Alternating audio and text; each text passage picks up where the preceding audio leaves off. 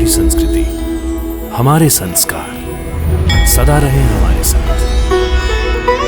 भारत के महान ग्रंथों और काव्यों का संपूर्ण संकलन। सब्सक्राइब करें तिलक। प्रार्थना की खुशबू, साइकिल प्योर अगरबत्ती।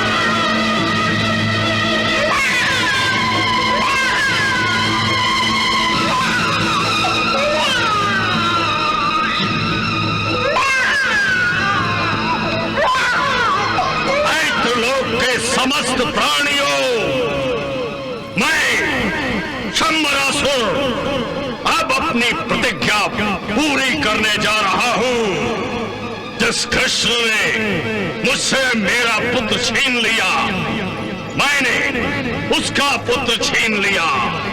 कृष्ण ने मेरे पुत्र का वध किया, अब मैं उसके पुत्र का वध करने जा रहा हूं।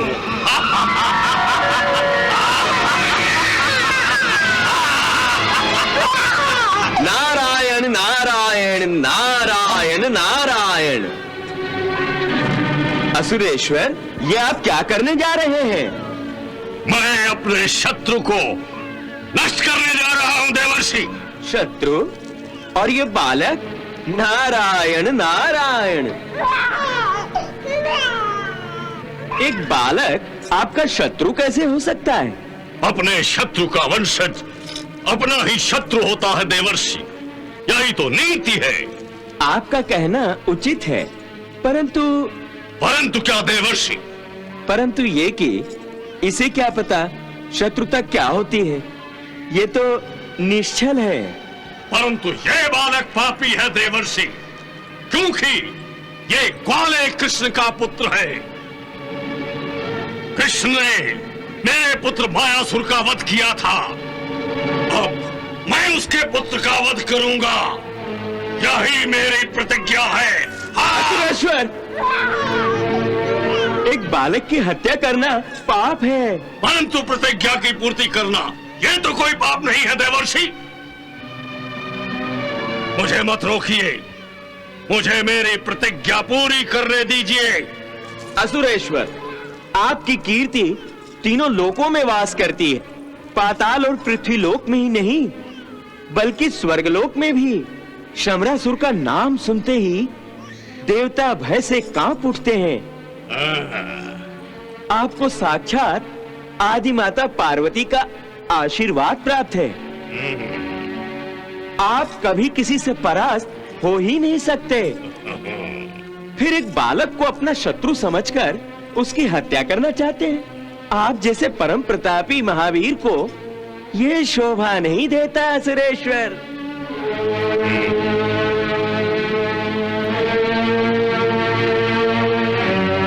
देवर्षि, मुझे भ्रमित करने का प्रयास न करें।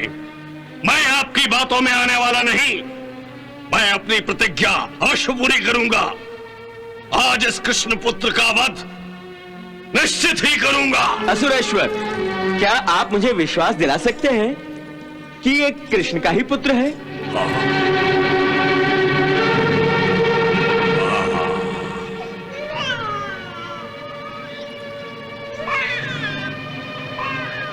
यही कृष्ण पुत्र है देवर्षि, यही कृष्ण पुत्र है। मैंने इसे रुक्मिणी की गोद से उठाया है। रुक्मिणी की गोद में यदि कोई बालक सो रहा है तो क्या वो कृष्ण पुत्र होगा? अर्थात ये कि कंस ने भी तो देवकी के 8वें बालक की हत्या करने के लिए जिसे बालक समझकर उठाया था, वो बालक न होकर एक बालिका थी। 8वें बालक अर्थात कृष्ण उस समय वहां से दूर गोकुल में नंद की पत्नी यशोदा की गोद में सो रहा था। नारायण नारायण, अब मेरी बात समझ में आई।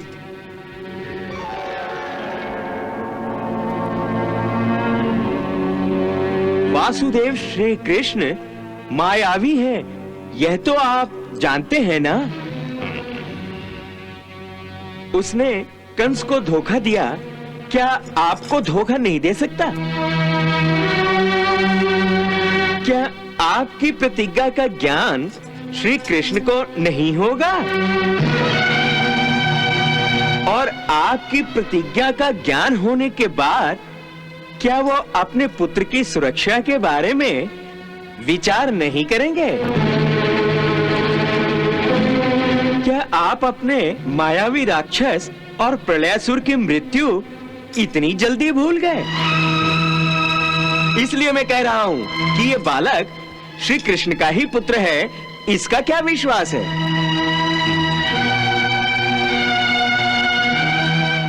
आप उचित ही कह रहे हैं देवर्षि कि कृष्ण मायावी है। फिर भी मैं इस बालक का वध अवश्य करूंगा। नारायण नारायण, ये उचित नहीं होगा सुरेश्वर। एक निष्पाप बालक की हत्या का पातक क्यों अपने सर लेते हो? देवर्षि, यदि ये कृष्ण का ही पुत्र हुआ तो इसीलिए मैं ये मौका गंवाना नहीं चाहता। मैं इस बालक का वध अवश्य करूंगा। यदि ये कृष्ण पुत्र नहीं होगा तो मैं मेरी प्रतिज्ञा पूरी करने के लिए कृष्ण पुत्र का भी वध करूंगा। हाँ। असुरेश्वर, इस बालक की हत्या यदि आपके लिए इस बालक की मृत्यु अनिवार्य है तो इस बालक को मृत्यु अवश्य मिलनी चाहिए। आपकी प्रतिज्ञा अवश्य पूरी होनी चाहिए। परंतु जरा सोचिए, आप जैसा शूरवीर, परम प्रतापी, तीनों लोकों में जिसकी वीरता के गुण गाए जाते हैं, पाताल और पृथ्वी लोक में ही नहीं, स्वर्ग लोक में भी शंबरासुर का नाम सुनते ही देवता भय से कांप उठते हैं। और जिसकी तलवार बड़े बड़े घमंडियों का घमंड पल भर में तोड़ देती है, वो तलवार एक निसहाय बालक पर उठेगी तो तीनों लोग क्या कहेंगे? नारायण नारायण। एक हाथ के बालक पर 3 हाथ की तलवार का प्रहार? नहीं नहीं नहीं, इससे आपकी कीर्ति बदनाम हो जाएगी। आपकी वीरता पर बट्टा लग जाएगा सुरेश्वर। फिर मैं क्या करूं देवर्षि? मैं इस सफोले को किसी परिस्थिति में जीवित नहीं छोड़ सकता देवर्षि, नहीं छोड़ सकता। असुरेश्वर, अगर वध ही करना है तो अपने इन पवित्र और शक्तिशाली हाथों से इस तुच्छ और दुर्बल बालक की हत्या करने का हठ आप क्यों करते हैं? अर्थात ये कि इस बालक को किसी घने जंगल में भी छोड़ दें तो वन्य पशु ही इसकी हत्या कर देंगे। नारायण नारायण नारायण नारायण। असुरेश्वर, इस समुद्र में भी आप इस बालक को फेंक सकते हैं।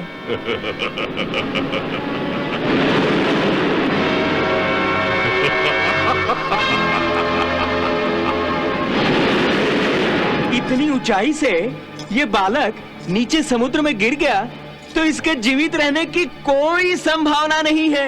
नारायण नारायण। आप ठीक कह रहे हैं देवर्षि, मैं ऐसा ही करूंगा, ऐसा ही करूंगा।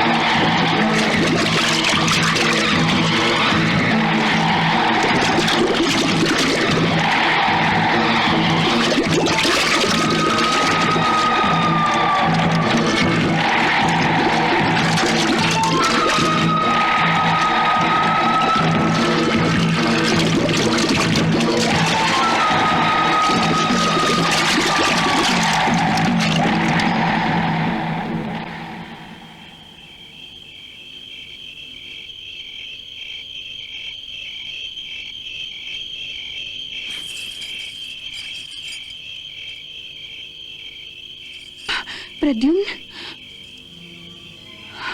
कहाँ गया होगा? कहीं सत्यभामा उसे अपने कक्ष में तो नहीं ले गई?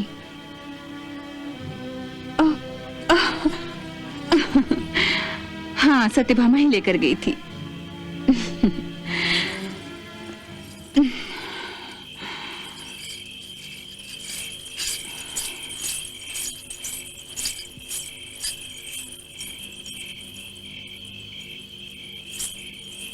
सत्यभामा?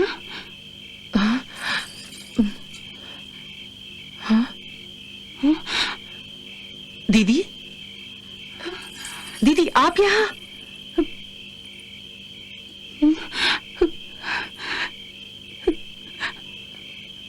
दीदी, क्या बात है? आप कुछ परेशान लग रही हैं और आप ढूंढ क्या रही हैं? प्रद्युम्न कहाँ है? प्रद्युम्न? हाँ, तुम उसे अपने कक्ष में ही लेकर आई थी ना? हाँ, मैं? हाँ? नहीं दीदी, मैंने उसके रोने की आवाज सुनी थी तो मैं आपके कक्ष में गई अवश्य थी। हाँ, परंतु उसे सोता हुआ देखकर वापस मैं अपने कक्ष में आ गई थी। प्रद्युम्न तो आपके पास ही था दीदी। प्रद्युम्न मेरे पास नहीं है सत्यभामा। क्या? हाँ, प्रद्युम्न आपके पास नहीं है? नहीं। अर्थात ना वो मेरे पास है ना वो तुम्हारे पास है। मुझे बहुत डर लग रहा है सत्यभामा। कहीं किसी ने प्रद्युम्न का हरण तो नहीं कर लिया? नहीं दीदी, ऐसा नहीं हो सकता, ऐसा नहीं हो सकता दीदी। तो प्रद्युम्न, प्रद्युम्न, प्रद्युम्न। सत्यभामा, तुम चिल्लाई क्यों? हाँ, दीदी, आप यहाँ? क्या हुआ? आपकी और सत्यभामा की आंखों में आंसू क्यों हैं? आप दोनों की आवाजें सुनकर मैं अपनी नींद से जाग गई और यहाँ आ गई। सब कुशल तो है ना? चामुंडी, प्रद्युम्न तुम्हारे पास है? प्रद्युम्न? हाँ, इसका मतलब प्रद्युम्न आपके पास नहीं है? मायावी दैत्यों ने प्रद्युम्न के हरण का प्रयास इसे पहले भी 2 बार किया था। कहीं इस बार भी? नहीं दीदी, मुझे लगता है कि प्रद्युम्न वासुदेव के पास है। हाँ, चलो हम द्वारकाधीश से पूछते हैं। हाँ,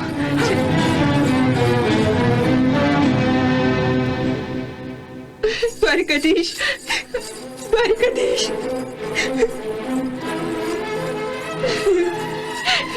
वासुदेव। देवियों, आप इस समय? सब कुशल मंगल तो है ना? प्रद्युम्न कहीं दिखाई नहीं दे रहा है द्वारकाधीश। वासुदेव, कहीं आप उसे अपने पास तो नहीं लेकर आए? मैं? नहीं तो। प्रद्युम्न ना दीदी के पास है और ना वो सत्यभामा और मेरे पास है। वो आपके पास भी नहीं है। तो फिर प्रद्युम्न गया कहाँ? वासुदेव, प्रद्युम्न को कहीं मायावी दैत्य तो उठाकर नहीं ले गए? कुछ भी कीजिए वासुदेव, हमें हमारा प्रद्युम्न लौटा दीजिए। हमें हमारा प्रद्युम्न लौटा दीजिए। हमें हमारा प्रद्युम्न लौटा दीजिए।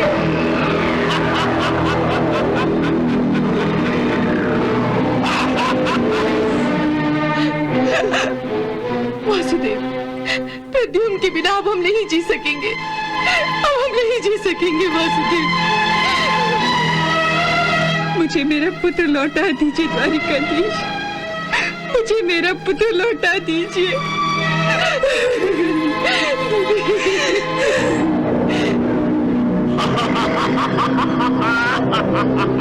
नारायण नारायण नारायण नारायण।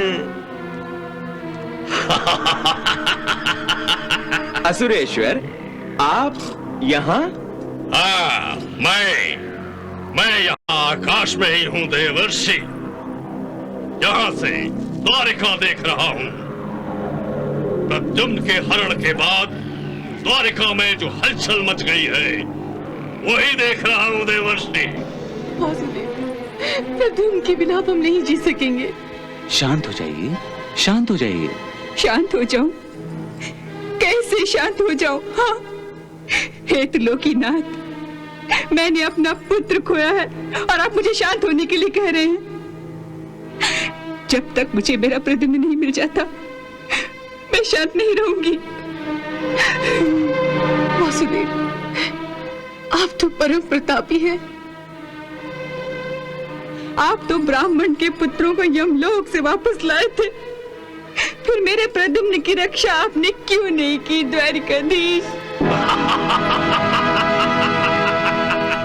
हलचल असुरेश्वर, द्वारिका के राजमहल में वासुदेव श्री कृष्ण के महल में रानियों की भावनाओं का भूचाल आ गया है, भूचाल। नारायण नारायण, आपने प्रद्युम्न का हरण जो किया है।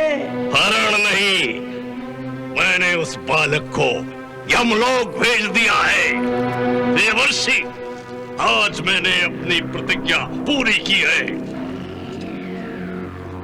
इस कृष्ण ने मेरे परम प्रतापी पुत्र मायासुर का वध किया था, जिस कारण मेरी प्रिय पत्नी मायावती शोकाकुल हो गई थी। आज कृष्ण की रानियों को शोकाकुल देखकर मुझे परम संतोष प्राप्त हो रहा है देवर्षि। मैं प्रसन्न हूँ, मैं प्रसन्न हूँ देवर्षि, मैं प्रसन्न हूँ। आज मेरे प्रिय पुत्र मायासुर की आत्मा को परम शांति प्राप्त हुई है देवर्षि, परम शांति।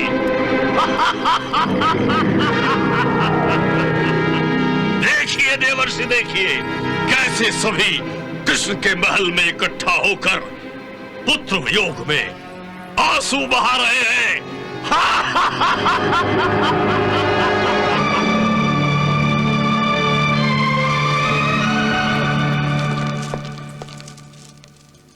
कन्हैया, क्या बात है? इतनी रात गए कैसा शोर है? कन्हैया, इतनी रात गए किस विषय पर बहस हो रही है?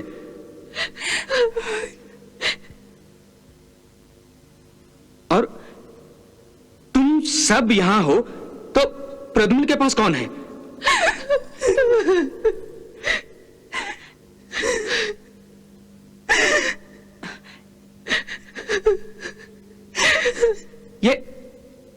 ये रो क्यों रही है कन्हैया? कुछ प्रद्युम्न, कन्हैया मेरा प्रद्युम्न कहां है? कहां है मेरा प्रद्युम्न? अरे कोई जवाब तो दो, कहां है प्रद्युम्न? क्या हुआ प्रद्युम्न को? क्या हुआ? क्या हुआ मेरे प्रद्युम्न को?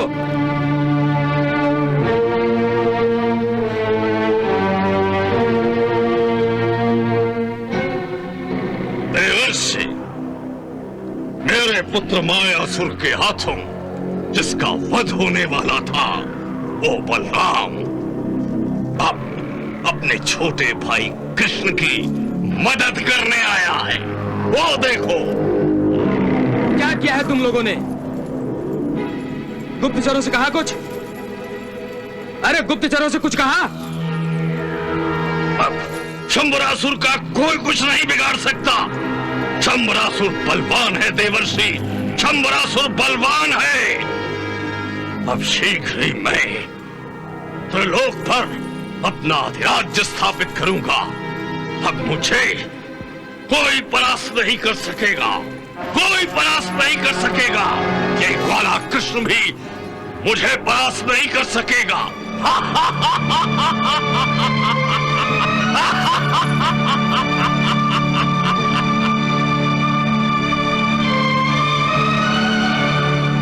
नारायण नारायण नारायण नारायण।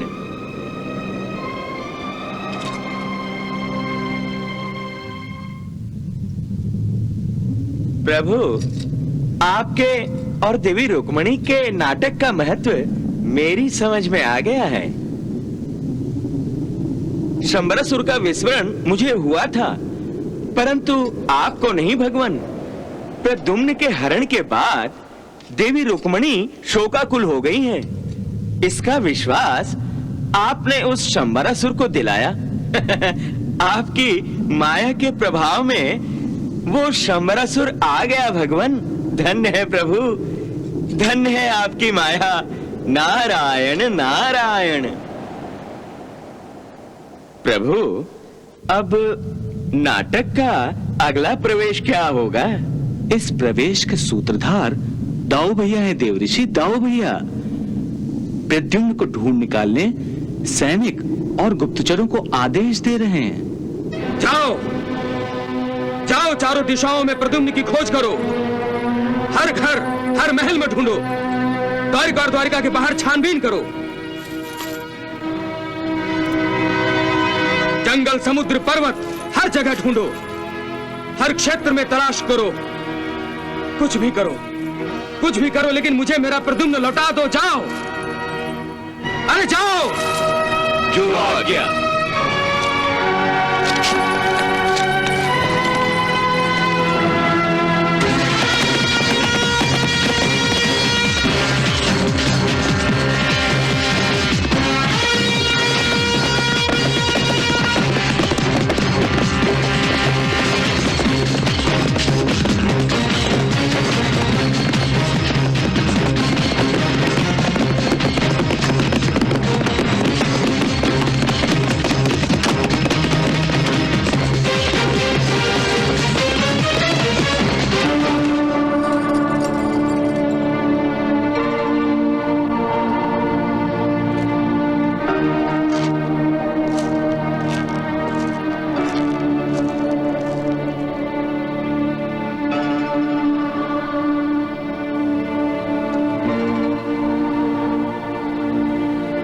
क्या बात है दाऊ भैया, आपके गुप्तचर अभी तक प्रद्युम्न का पता लगाकर नहीं लौटे? आते ही होंगे।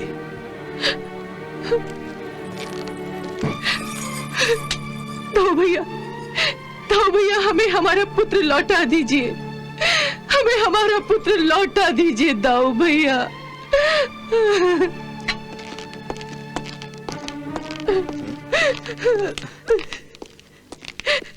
सत्यभामा, गुप्तचर सुरजीत आ रहा है। अब हमें हमारे प्रद्युम्न के बारे में अवश्य जानकारी मिलेगी। अवश्य जानकारी मिलेगी देवियों।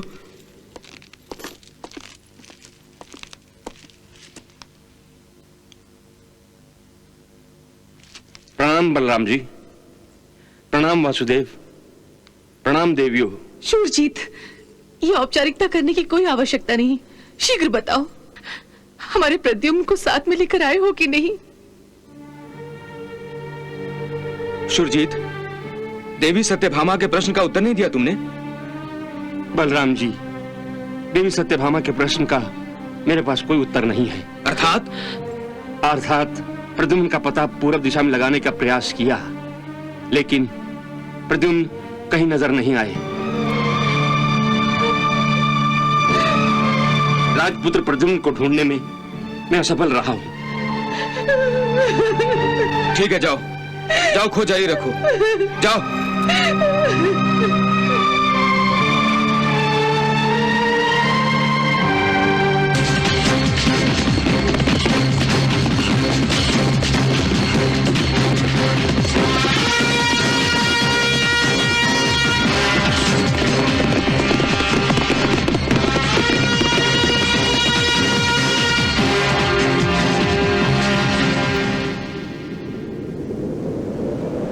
प्रभु, दाऊ भैया को जरा समझाइए।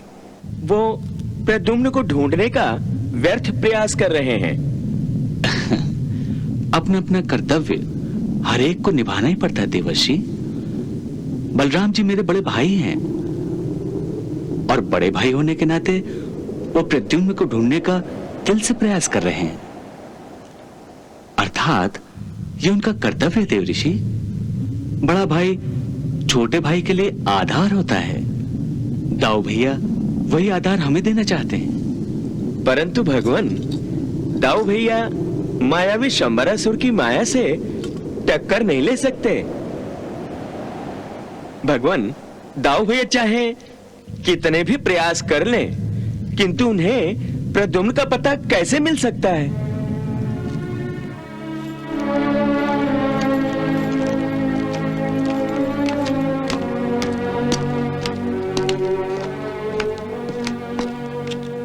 प्रणाम द्वारकाधीश। प्रणाम बलराम जी। कहो, क्या समाचार है? मुझे खेद है कि मैं राजपुत्र प्रद्युम्न का पता लगाने में असफल रहा हूं। और तुम? राजपुत्र प्रद्युम्न का कहीं भी पता नहीं लग रहा है। जाओ जाओ, खोज जारी रखो और कोई भी संकेत मिलते ही हमें तुरंत सूचित करो। जाओ। जो आ गया। दाऊ भैया, यदि आप इसी तरह स्त्रियों में बैठे खेद प्रकट करते रहेंगे तो वो पापी हमारे कुल के दीपक को बुझा डालेगा। नहीं नहीं नहीं, यदि उस पापी ने ऐसा किया तो मैं सारे पृथ्वी को उलट दूंगा, नष्ट कर दूंगा। मैं सारे संसार को नष्ट कर दूंगा।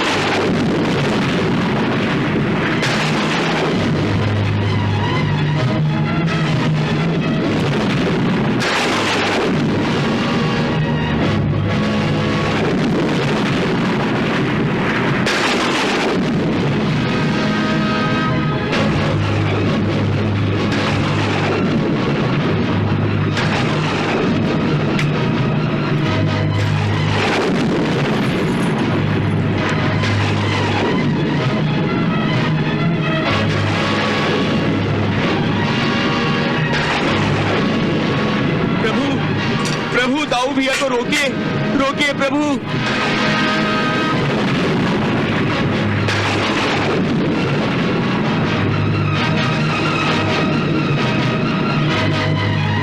रोकिए प्रभु, वरना अनर्थ हो जाएगा, अनर्थ हो जाएगा भगवान।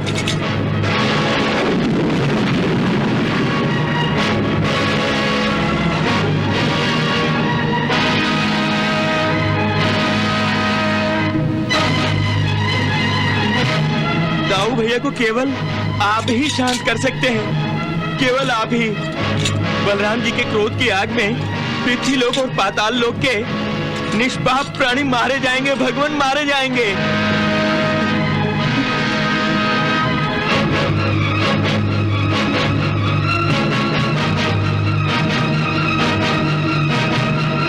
कदाचित दोनों लोग नष्ट हो जाएंगे भगवान, नष्ट। उन्हें रोकिए भगवान, रोकिए, उन्हें रोकिए प्रभु, रोकिए।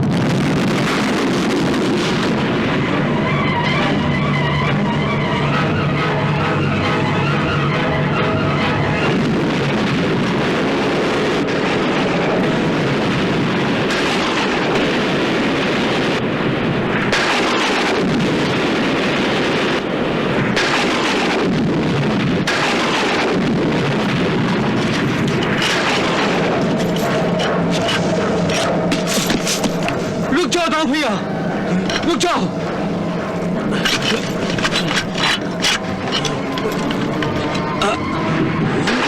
रुक जाओ दाऊ भैया, दाऊ भैया। नहीं नहीं दाऊ भैया, छोड़ो मुझे, मैं बहुत क्रोध में हूं। नहीं दाऊ भैया।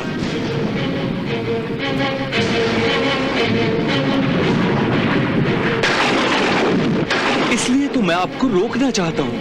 हम क्रोध के आवेश में आकर जो कुछ भी करते हैं उसके परिणाम बहुत भयंकर होते हैं।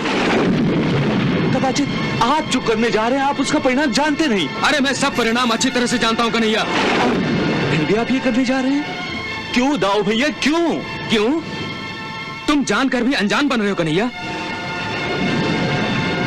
मेरा भतीजा तुम्हारा पुत्र प्रद्युम्न कहाँ है? कहाँ है प्रद्युम्न, बताओ। किसने उसका हरण करने का दुस्साहस किया है कन्हैया? कन्हैया, जब तक हमारा प्रद्युम्न हमें वापस नहीं मिलता मैं किसी की भी बात नहीं सुनूंगा। मेरी भी नहीं सुनेंगे दाऊ भैया? हाँ हाँ, तुम्हारी भी बात नहीं सुनूंगा।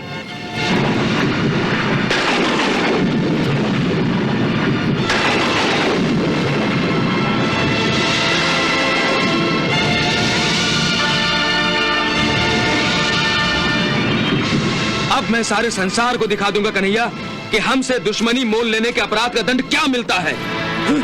आप तो पृथ्वी लोक और पाताल लोक के समस्त प्राणियों को दंड देने जा रहे हैं। उनका क्या अपराध है? आपने तो यह अस्त्र चला दिया दाऊ भैया, परंतु क्या आप इस अस्त्र का दुष्परिणाम जानते हैं? जानता हूं कन्हैया, जानता हूं। अरे मैंने तो अपना यह अस्त्र समस्त नदियों का पानी रोकने के लिए ही चलाया है। मेरे इस हल के प्रथम प्रहार से सारी नदियों के प्रवाह मैंने रोक दिए हैं कन्हैया। जब मैं इस हल को द्वारिका की ओर खींचूंगा तो समस्त नदियों के प्रवाह द्वारिका की ओर मुड़ जाएंगे और द्वारिका के पास समुद्र में विलीन हो जाएंगे। तब सारी सृष्टि एक मछली की तरह पानी के लिए तड़पेगी कन्हैया। और मैं ये प्रवाह द्वारिका की ओर तब तक रखूंगा जब तक हमें हमारा प्रद्युम्न वापस नहीं लौटा दिया जाता।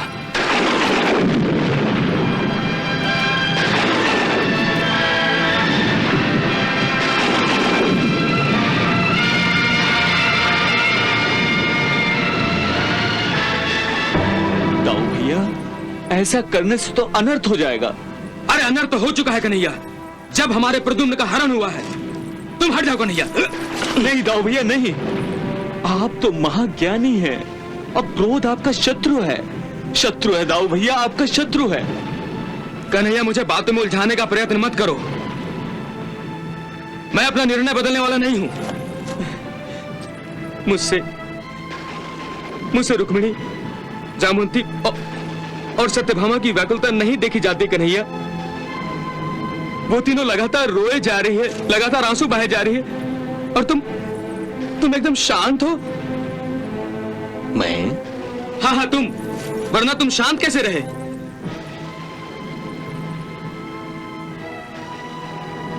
कन्हैया, अवश्य तुम मुझसे कुछ छुपा रहे हो। मेरा अंतर्मन कह रहा है प्रद्युम्न के हरण के बारे में तुम अवश्य कुछ जानते हो और इसलिए तुम विचलित नहीं हुए। कन्हैया मुझे बता दो, किस मायावी ने हमारे प्रद्युम्न का हरण करने का दुस्साहस किया है?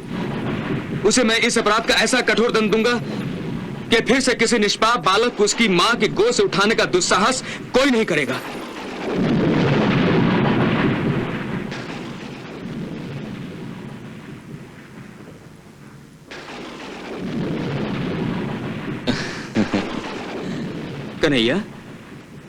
कन्हैया तुम मुस्कुरा रहे हो, क्यों? क्योंकि आप अपने आप को पहचान नहीं रहे दाऊ भैया? पहचान नहीं रहा हूं? हाँ दाऊ भैया, आप अपने आप को पहचानिए।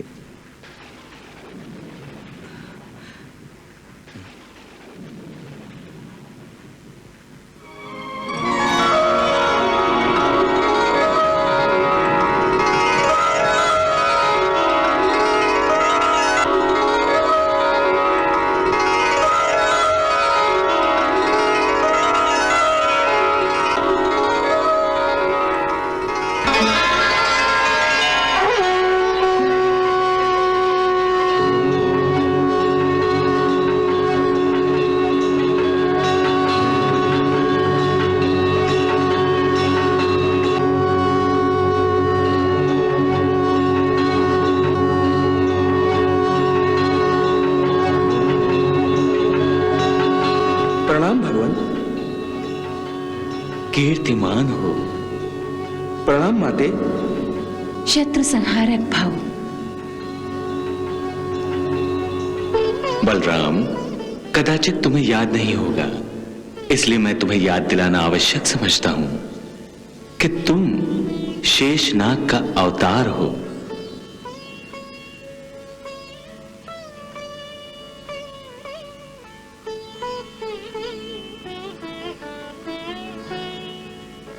वासुदेव श्री कृष्ण मेरा ही एक रूप है, मेरा ही एक अवतार है।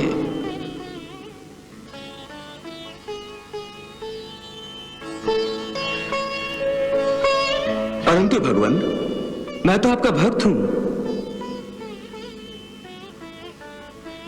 फिर इस अवतार में मैंने आपके बड़े भाई के रूप में अवतार कैसे धारण किया है? बलराम, रामावतार में तुम मेरे छोटे भाई थे, लक्ष्मण। उस समय तुमने मुझसे कहा था कि मेरे बड़े भाई होने की तुम्हारी इच्छा है।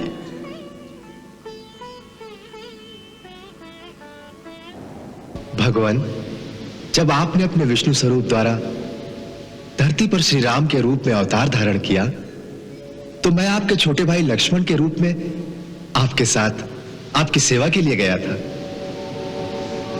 परंतु उस जन्म में मुझे बहुत पीड़ा सहनी पड़ी। मेरा हृदय बहुत व्यथित रहा।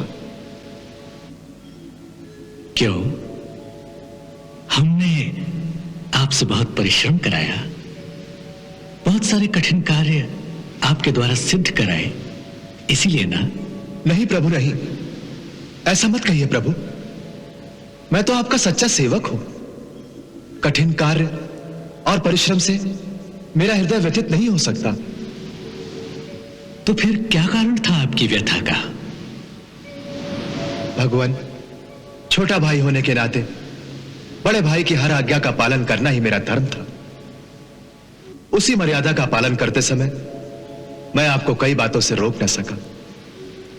यदि मैं आपका बड़ा भाई होता तो मैं आपको कभी वन जाने और वहां पर नंगे पांव कांटों पर चलने की कभी आज्ञा न देता।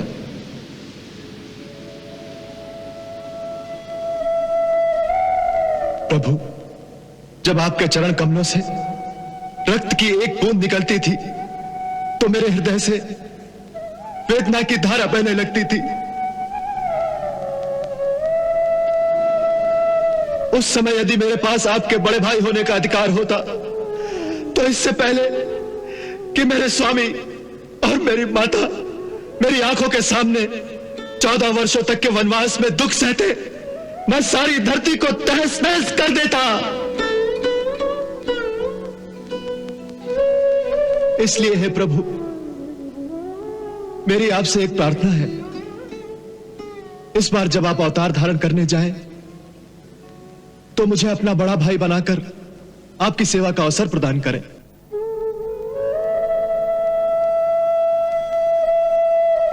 बस इतनी सी प्रार्थना लेकर आया हूं।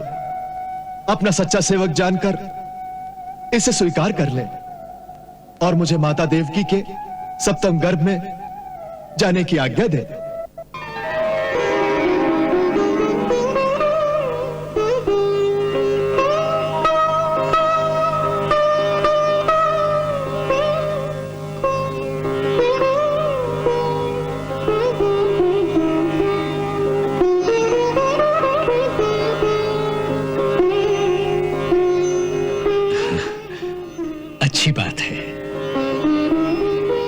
तथास्तु।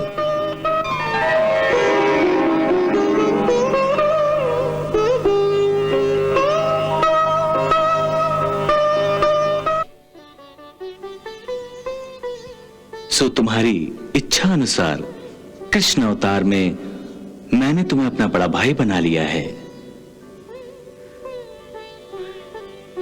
कृष्णा